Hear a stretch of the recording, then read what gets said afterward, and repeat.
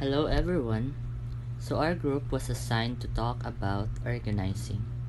And without further ado, let's start. So what is organizing? Before I'm going to answer this question, I'm going to show you a picture.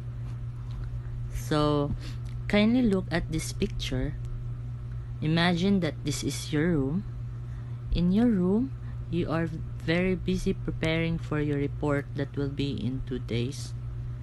You just finished doing your PowerPoint presentation for your report and you're now in the process of saving the file on your flash drive.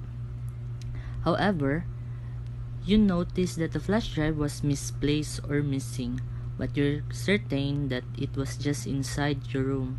So you decided to clean your room. After several hours of cleaning and searching, finally you found your flash drive, which was just inside your coin purse the entire time. And from that day, you started to clean your room so that it will be organized and easier for you to locate your stuff. Alright, at the end of this discussion, I will going to explain the meaning of organizing, its importance, and the nature of organizing, particularly in the business context. So, organizing, according to Theo Heyman, is the process of defining and grouping the activities of the enterprise and establishing the authority relationships among them. So there are types of nature of organizing. First, we have the rules and regulations. Every organization is governed by a set of rules and regulations for orderly functioning of people.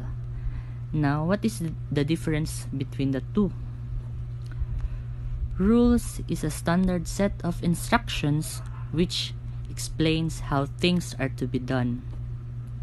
On the other hand, regulation are rules which are authorized by the government and approved by the public. Now, let's take for the example of the flash drive problem. Let's just say that your friend or your sibling will be staying in your room for a night, and in order for you to avoid misplacing or you're misplacing the things again, you will need to set rules with them, such as all things borrowed or used must be returned from the place where you got them, or keep the room clean and in order. So the next nature of organizing is environment. Managers must recognize and respond to all factors that can influence their organizations. No organization works in a vacuum, which means there will always be internal and external factors affecting the business operations. Internal environment includes organizational culture, human resource, organization structure, physical assets, profit and cash flow, and management. On the other hand, external environment includes climate, economy, technology, political, legal, competition, media, and fashion. Next, we have the coordination. Coordination integrates the diverse efforts of various functional departments towards achieving a common goal, so which means it's all about teamwork. Communication. Every organization have free flow of communication. These channels of communication are necessary for mutual understanding and cooperation among members of an organization.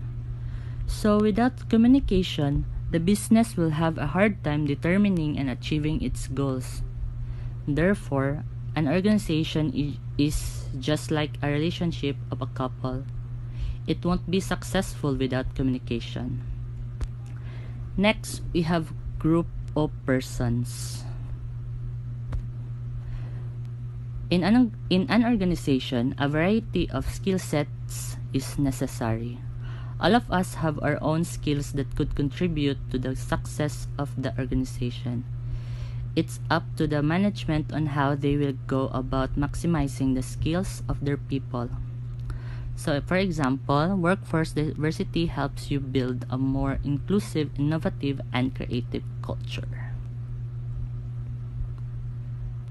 Authority structure.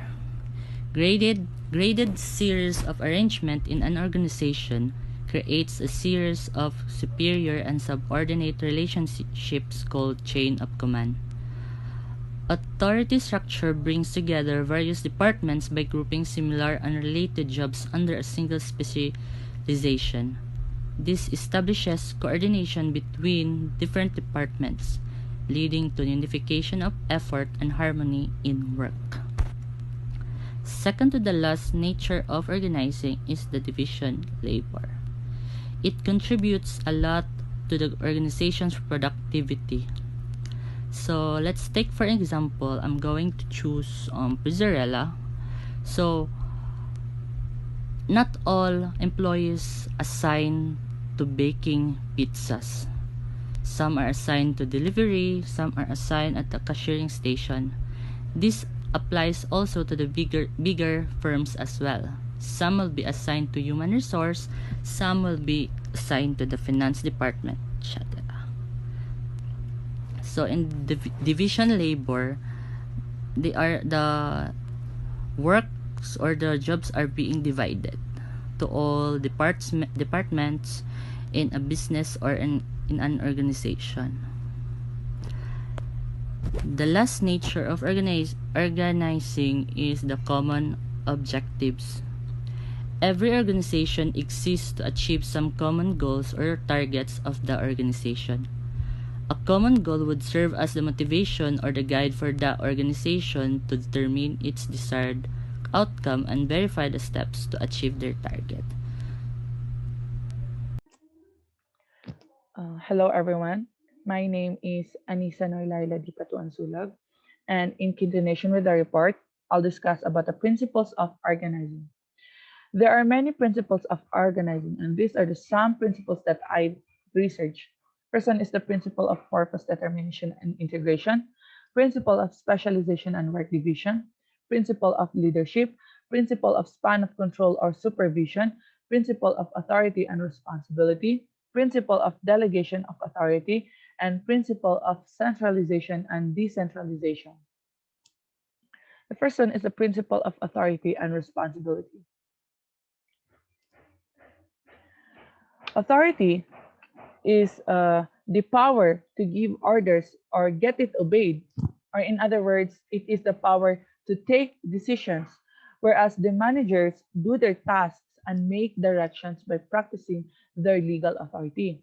It is the legal right that managers or the supervisors have in order to use it in making orders and supervise employees while the responsibility means state of being accountable or answerable for any obligation, trust, debt, or something, or in other words, it means obligation to complete a job assigned on time and in best way. Whereas the employees must follow their supervisors who made the orders and required to do what they need to do. The difference between the two is that the authority, in simple words, is the right way of commanding subordinates, issuing orders and instructions, and exacting obedience from the team. It is also the right of the managers to make decisions. Also, to act or not to act depends on how he perceives the objectives of the organizations. Whereas the responsibility, it has different meanings in management. The most common description is the obligation on the manager to perform the task himself.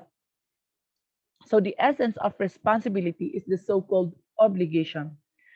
Anyone who accepts a task must be held responsible for its performance too. In the context of hierarchical relations in an organization, responsibility is the obligation of a subordinate to perform the tasks assigned. Therefore, responsibility is relative to the person, and also it emanates from the subordinate superior relations within an organization. So, therefore, the manager can get the assigned duty done by his subordinate. And he also needs to ensure a proper discharge of the duty. So, in an organization, authority and responsibility move as follows. The authority flows downwards, whereas responsibility is exacted upwards. Sometimes informal leaderships emerges within an organization. This can create problems in the clear definition of responsibilities of the subordinates. However, the responsibility towards the senior does not change, meaning to say, authority and responsibility are closely related, and this principle states that these two must go hand in hand. It means that proper authority should be delegated or entrusted to another to meet the responsibilities. And principle of authority and responsibility. Uh, there are three kinds of authority inside the organization. These are the line authority, functional authority, and the staff authority. The line authority is the authority of a manager over his immediate subordinates. Subordinates are required to implement the orders or decisions made by the manager, whereas the functional authority is that person is allowed to make orders or decisions to employees from different departments because of his her specialization, not as a direct manager. The staff authority is the persons who have this authority provide only the needed advice and recommendations to the top management of the organization and not to make orders to subordinates. To explain further of these three kinds of authority, I'll give an example. The normal job of the marketing manager is to sell the products of the company. The managing director may give him authority to conduct a New Year party for the full company. This authority is called functional authority. So, functional authority is given to a manager to do a specific job. This job is not his normal job. When he is doing this new job, he may not do his normal job because the manager already has a line or the line authority or the staff authority to do his normal job. So si line authority or the staff authority ang bahala na dun sa normal job niya. Thus, functional authority is an additional authority given to him to do the new job. So when this new job is completed, the functional authority is taken away and he has to go back to his normal job. Then the functional authority is different from line authority because line authority is given only for one particular department. Example of this is that a production manager is given line authority only for the production department. However, functional authority may be given for a particular department or for the full organization. For example, in my first example, the marketing manager is given functional authority to conduct a New Year party for the full organization. So, functional authority is not restricted to a particular department, whereas the line authority is given only one particular department. Then the functional authority is also different from staff authority. This is because the manager that has staff authority cannot do anything. He can only give advice and services. So yun lang, give advice and service. However, The manager that has functional authority can do something. Here, functional authority is similar to line authority. In fact, it is a type of limited line authority. So most organizations use functional authority only when necessary, pag kailangan lang. This is because too much use of functional authority will have a bad effect on the line authority.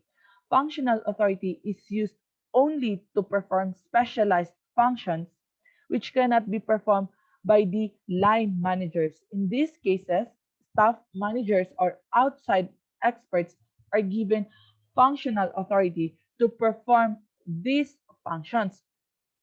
So this conclude that every manager must know what type of authority he has. If the manager has a line authority, then he has to decide and execute. If he has a staff authority, then he has to only advise and help others. And then the functional authority, then if he has a functional authority, then he has to perform only the specific function which is assigned to him. This is the example of the uh, authorities, whereas the administration is in a higher position, and the legal advisor is under administrator, and the HRM, the finance department, and the planning department is in the lower position and also under the administrator. The next one is the principle of delegation of authority. Delegation of authority. It is a process that superior or manager assigns some of his tasks to his subordinate with some authority to do that task, transforming certain responsibilities to the to the specific subordinate and giving a necessary authority to do it. All activities are not performed by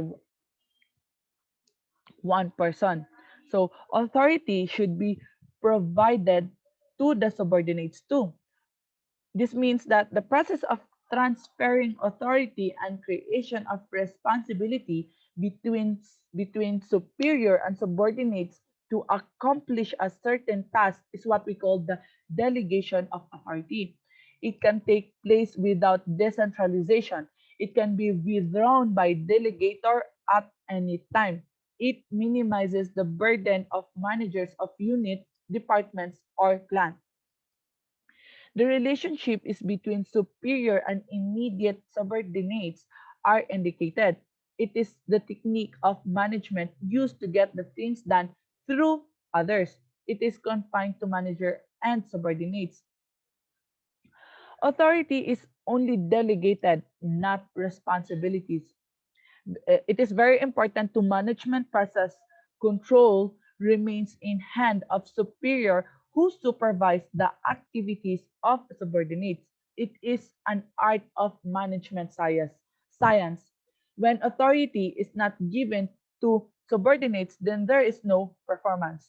Therefore, delegation is the process of sharing power and work to deliver the power from one to another. This is why the many managers do the delegation to decrease the pressures on them and focus on these certain activities. And also it promotes the idea of sharing, what I said, sharing in decision making and encouraging subordinates to take this opportunity and responsibility. So we have to remember that delegation is the process of sharing power and work. The next one is the principle of centralization and decentralization. Centralization, all power and decision-making process is on one person's hand in the organization from the top of the organization, whereas the decentralization is the power and decision making would be distributed in more than one level person or within the department. So this centralization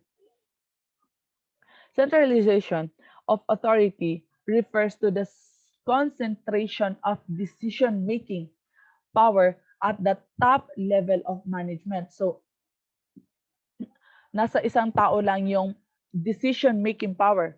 All important decisions are taken at the top level.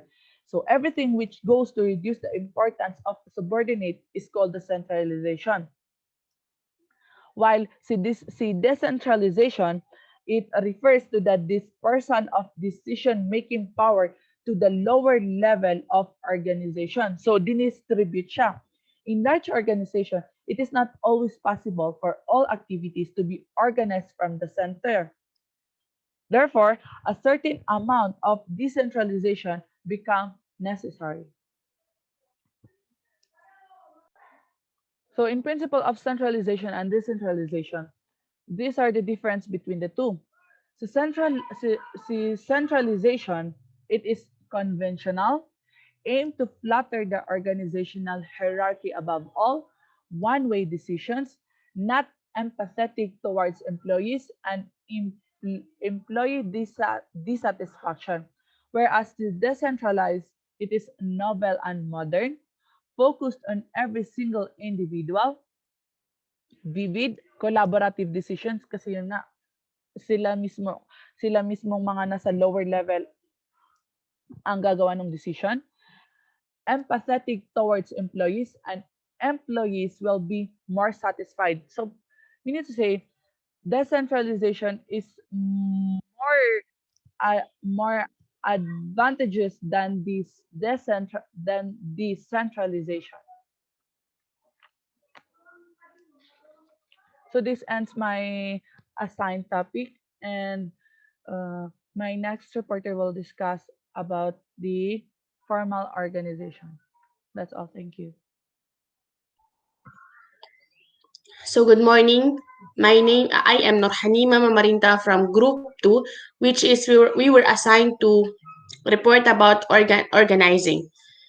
So my part will start from formal organization till the very last slide of this presentation. So let's start. Formal organization. It is simply a bureaucratic structure that takes a hierarchical formal structure, determining the authority and responsibility, showing the division of work, formal communications, and etc. So from the word formal, it simply follows a particular structure. And that structure is that it is based on the authority, on the responsibility of the employees, personnel, or staffs involved in the organization, or the entity, or the company. So we do not expect that a non-manager personnel will be at the very top of the structure. So we are expecting that it really follows authority. It is based on the authority. For example, like if you are the CEO or the one who has the highest rank in the company, so you must be at the top. You must be at the top because you have your own responsibility, which we can see also that it is much higher than what other employers or personals do have. So formal organization shows three levels of the organizational structure, which are top management, middle management, executive management. So that is what I'm trying to say. That was I am trying to say earlier, that it really follows a structure which is mainly focused on authority and responsibility. So if you belong on the top management, or if you are a person which is you have higher responsibilities than what others have, then you must be on your own line also. Okay. So formal organization have two kinds of organizational charts or structures. So first is a vertical chart. use most of the organizations. So it starts from the top. Okay. Next is the horizontal chart as it was shown in the um, figure. So next is informal organization. The reasons of emergence of the informal organizations is due to four reasons. First, the human need of belonging. Second, the need of safety and protection.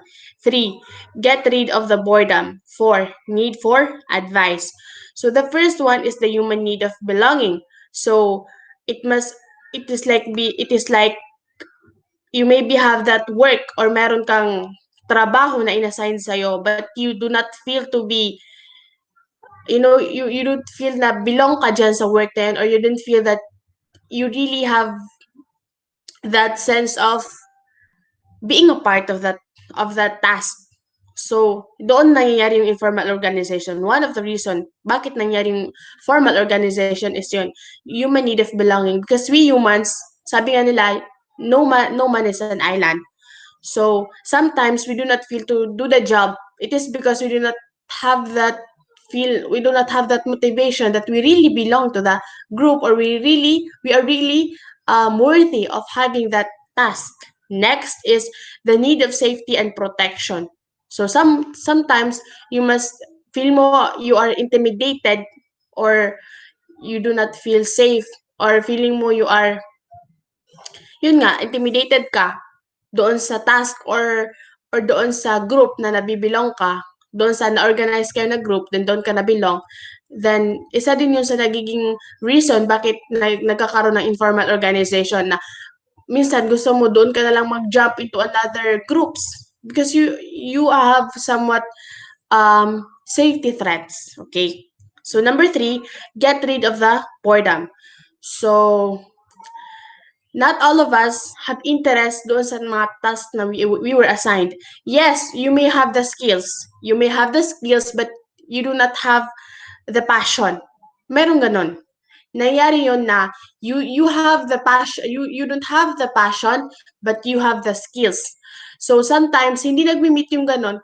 So nawawalan ka ng interest. You do not have the interest or the sense of motivation to do the job or to do the task kasi feeling mo doon ka nababagay sa isang group, which is nandun yung skills, maybe nandun yung skills mo and then yung passion mo.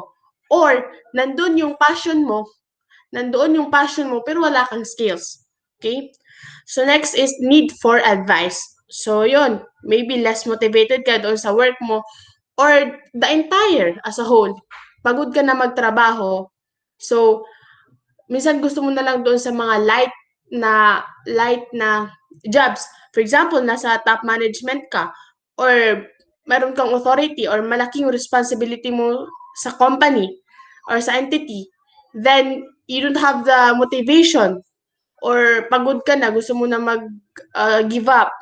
So, or ayaw mo doon sa nagkakaroon ka ng last motivation just because you have that great task, which is you think na wala ka ng time to rest for yourself. So, nawalan ka ng motivation, so you have the need to you need for advice. So that is why informal organization emerge. So those are the 4 reasons. Informal group of people may be created for the same department or different departments. They have a common goal and desires and have emotional relationships. Thus, those things create the informal organization. That is specific members at one informal group within the agency. This group of people is created to satisfy their own needs that cannot be satisfied by formal organization. They cannot choose an informal leader at the group who is not given the authority but shares the same interests and needs. So yun, balikan po natin yung na-discuss natin earlier that this is parang nag-create po yung informal organization because they have common desires and goals and have social emotional relationships. So for example, Doon ka sa top management. Doon ka sa top management. Nawala siya. Doon ka sa top management but you do not feel to be belonging in that group, or feel mo may safety threats ka dyan, or you are bored or need for advice. So doon sa informal organization, doon lahat nagtitipon-tipon yung mga tao. Doon lahat sila, mga tao doon na-form sila, na-create sila due to these 4 reasons. Meron silang mga reasons bakit sila nag-out doon. Well, in fact, doon sa formal organization is nandun yung skills nila, naka-align na yun ng proper. Doon sa, based talaga kasi siya sa authority and responsibility. But what if, yes, you have that authority and you have that responsibility, but you have, wala kang sense of belonging, or safety threats, or bored ka, or you're less motivated. So, nag-out sila doon sa formal. So, dito sila na-form sa, um, dito sa informal organization, meron silang they share the same emotional relationship kasi nga based on this 4. Doon sila yun ang reason, itong 4 na ito ang reason bakit sila naalis doon sa formal organization, or umalis doon sa formal organization. So thus nag-create ito nag-share sila ng emotional relationships kung bakit sila nabuo. Bakit sila nabuo? Due to this 4. Okay. So, informal organization, sharing or exchanging information within the organization. The informal organization has specific rules and norms. So, sila na yung nakagawa ng specific rules and norms nila kasi they share the same emotional relationship nga. So, alam nila kung why, bakit sila naalis doon. Mayroon silang hinahanap. So, doon nila mahanap sa doon sa informal organization. Sabi nga, doon sa informal organization, dito nila nahanap yung satisfaction na hindi nila nahanap doon sa formal organization. So, maybe, it is, dito nila mahanap yung missing puzzle, kumbaga. Missing puzzle na hindi nila nahanap doon sa formal organization. So, dito mo makikita doon kung, for example, wala nga silang skills, but dito yung interest nila, but nandito yung passion nila. So, nagkakaroon sila ng the same norms, or kasi nagkakaintindihan sila. Nagkakaintindihan sila na in a way na alam nila kung ano yung gusto nila ipalabas, or anong passion, or anong skills na gusto nila i-share doon sa organization na nabuo nila. So, I think that's all po yung report ko. Thank you.